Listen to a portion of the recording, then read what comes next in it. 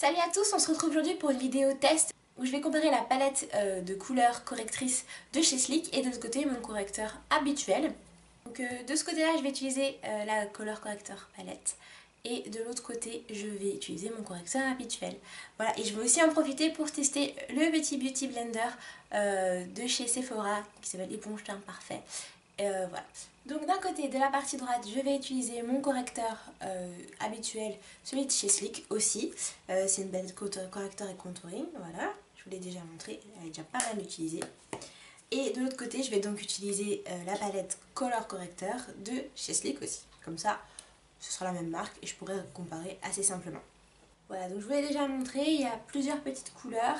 J'ai déjà testé la texture en fait, pour me rendre compte de quoi j'avais besoin. Est-ce que j'avais besoin de pinceau, est-ce que j'avais besoin d'un Beauty Blender ou juste avec les doigts c'est très suffisant. En tout cas sur la notice il y a marqué que juste avec les doigts c'est suffisant, donc on va voir ça tout de suite. Donc la partie de gauche ça va être uniquement avec la palette correcteur. Et l'autre côté, ça va être avec mon correcteur habituel. J'en mets, je pense, que sur les cernes, juste pour corriger les cernes. Pour la palette correcteur, il faut l'appliquer juste avant le fond de teint et après mettre sa routine habituelle. Alors, le vert, c'est pour les rougeurs. Donc j'ai des petites rougeurs ici, là.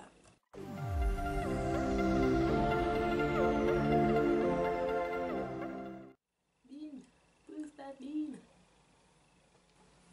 Ensuite, on peut utiliser soit le jaune, soit l'orange. Moi, je vais utiliser le orange parce que mes cernes sont assez foncées et du coup, l'orange va mieux contrebalancer.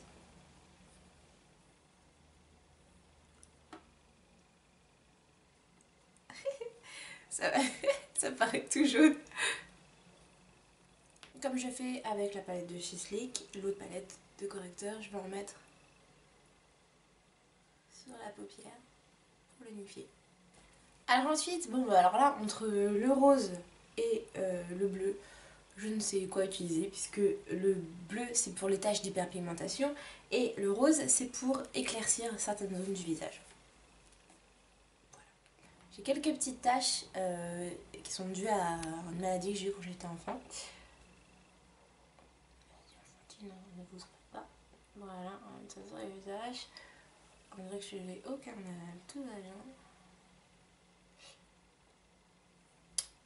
Et on va se servir du rose pour là sous les lèvres c'est un peu foncé etc. Et le rose, hop, un petit coup de rose pour éclaircir la lèvre. C'est bon. Je sais pas trop ce que ça rend à la caméra, mais moi en tout cas le rose fait très très gris et le bleu fait très bleu pastel. En fait il fait pas du tout je remonte dans la palette. Là c'est juste hyper pigmenté et sur mes lèvres, côté mes lèvres en tout cas ça donne rien. Ensuite, puisqu'on s'amuse un petit peu avec les couleurs, on peut faire une petite zone.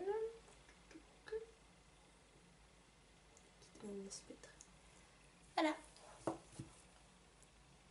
Donc c'est sûr, partons de là, j'ai l'air d'une diva. Alors on va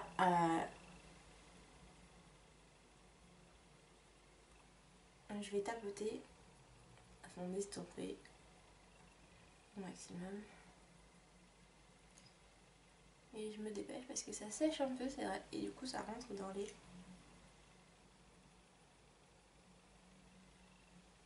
petites ridules là.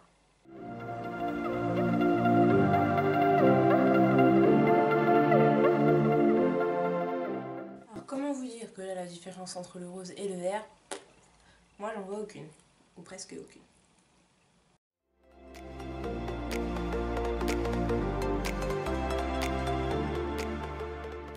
Alors je pense que j'en ai mis un peu beaucoup au niveau de l'œil en tout cas, mais c'était pour vraiment voir ce que ça allait donner parce qu'en fait quand moi je mets du correcteur, j'en mets plein et puis après j'estompe et puis basta quoi. Donc j'ai fait exactement pareil des deux côtés, enfin comme j'aurais fait d'habitude. Donc une fois qu'on a bien estompé tout ça, il faut passer à la deuxième partie, c'est-à-dire mettre son fond de teint. Donc habituellement bien sûr on met son fond de teint et puis après on mettra du correcteur. je vais mettre... Ah oui, ce que je vous ai pas dit, c'est que là je teste l'éponge teint parfait de chez Sephora. Donc c'est pour remplacer mon Beauty Blender. Je me suis dit que ça pourrait être sympa. Je l'ai lavé un peu avant de l'utiliser. Et là, bah, je vais l'utiliser pour la première fois. Je mets dessus mon spray fixateur de maquillage. Comme ça pour l'humidifier, je me dis que ça pourrait être pas mal. J'utilise mon fond de teint True Colors, je ne sais plus du tout la teinte. Et en fait c'est marqué dessus, mais comme dessus on ne voit plus rien, et bien du coup je ne sais plus du tout quelle est la teinte. Il me semble que dans une ancienne vidéo j'ai dû vous le marquer. Donc je vais mettre quelques pompes dessus. Voilà. C'est liquide. Il est vraiment très liquide celui-ci. De chez True Colors, mais j'aime beaucoup le rendu. Il doit être un peu trop foncé pour ma peau. Parce que c'est celui que j'utilise vraiment en été, mais là je n'ai pas mon fond de teint d'hiver sur moi. C'est pas ça, c'est pas le fond de teint qu'on veut tester, c'est le correcteur. Pourquoi je vous ai déjà fait une vidéo sur mon appareil que j'utilise pour d'habitude appliquer mon fond de teint. Pourquoi là je l'utilise pas dans cette vidéo? Mon dieu, mais ça a bloqué mon fond de teint. Pourquoi je l'utilise pas dans cette vidéo? Parce que tout simplement la matière que j'ai appliquée là sur mon visage, il faut continuer à la travailler en la tapotant. Et le problème de mon appareil, c'est pas un problème, c'est qu'en fait lui il étire, il faut étirer la matière. Et je ne voulais pas, il est déconseillé en tout cas d'étirer la matière quand on met ce genre de correcteur. Donc vous pouvez voir vous-même, en fait ça s'estompe plutôt bien. Je suis contente. Et on n'a pas d'effet vert niveau ça. Mais par contre je vais utiliser une tonne de fond de teint pour me maquiller. Et ça je déteste ça. So, je passe, je sais pas si vous voyez une différence entre les deux côtés. Personnellement j'en vois pas trop. Je vous l'avoue. J'ai pas l'impression d'être beaucoup moins fatiguée d'un côté et beaucoup plus de l'autre. Pas du tout.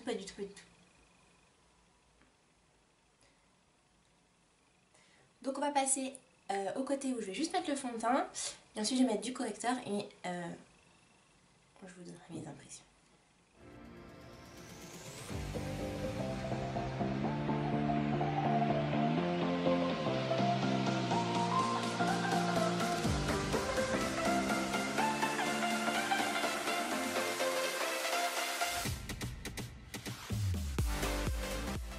Alors, on se retrouve juste avant l'étape où je vais mettre du correcteur. Franchement, j'ai même l'impression d'être plus fatiguée à gauche qu'à droite. Donc c'est flippant parce que j'ai mis du correcteur. Donc pas pour ça. Mais voilà, donc vous voyez, mon teint est uniforme, malgré le fait qu'il y ait une petite démarcation en termes de... Voilà. Mais c'est pas grave. Du côté où il y avait la Color Corrector palette, j'ai mis bien plus de fond de teint que du côté où il n'y en a pas. Donc je vais directement passer au correcteur habituel, donc c'est toujours pareil, c'est aussi une crème, il y a un SPF 15 dedans et il y a une poudre highlighter que je n'utilise jamais parce qu'elle est trop claire je trouve à mon goût. Donc on va corriger.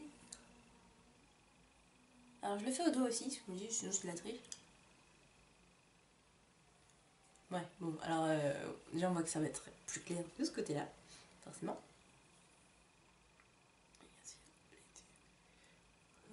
Les yeux louches. Voilà qu'on voit que je suis crevée. Hop.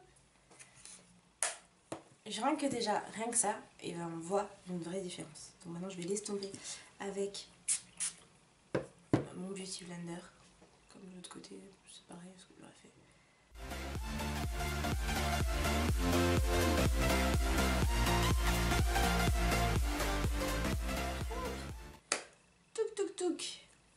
Voilà, alors j'ai mis mes lunettes pour un peu mieux me rendre compte de l'effet qu'il y a. Je pense qu'à la caméra ça rend pas du tout justice, ni à l'un ni à l'autre. Mais d'un côté j'ai l'air beaucoup moins fatiguée, en fait c'est beaucoup moins noir au niveau du ras de cils inférieur.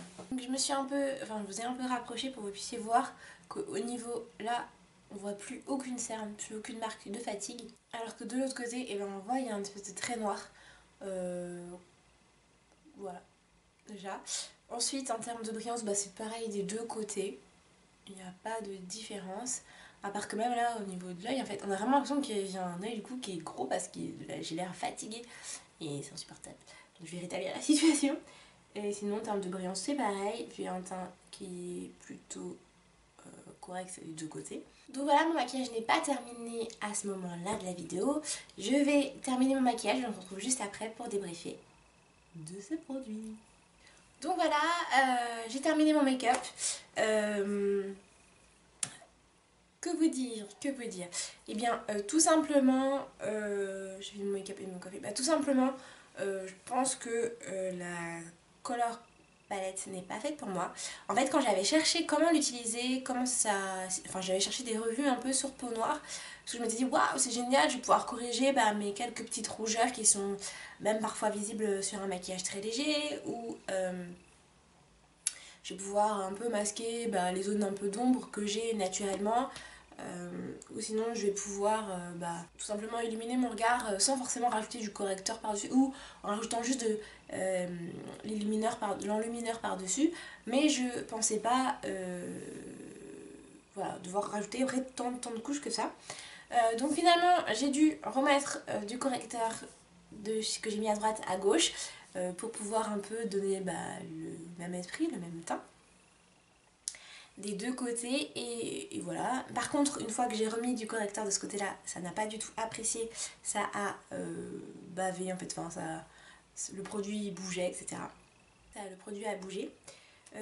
Qu'est-ce que je peux dire dessus? Bah en termes, je suis vachement déçue franchement et j'ai même pas envie de mettre de note parce que la note elle va être catastrophique, ça va être 1 sur 5 ou quelque chose comme ça.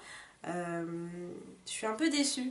Mais bon, je disais, s'il n'y avait pas de vidéo explicative de Sleek sur les peaux foncées, c'est qu'en fait, c'était pas fait pour les peaux foncées. Si vous voulez, je vous mets en barre d'infos les deux liens de chez Sleek qui expliquent pour les couleurs claires et les couleurs médianes, je sais pas si ça se dit médium, enfin les teintes entre.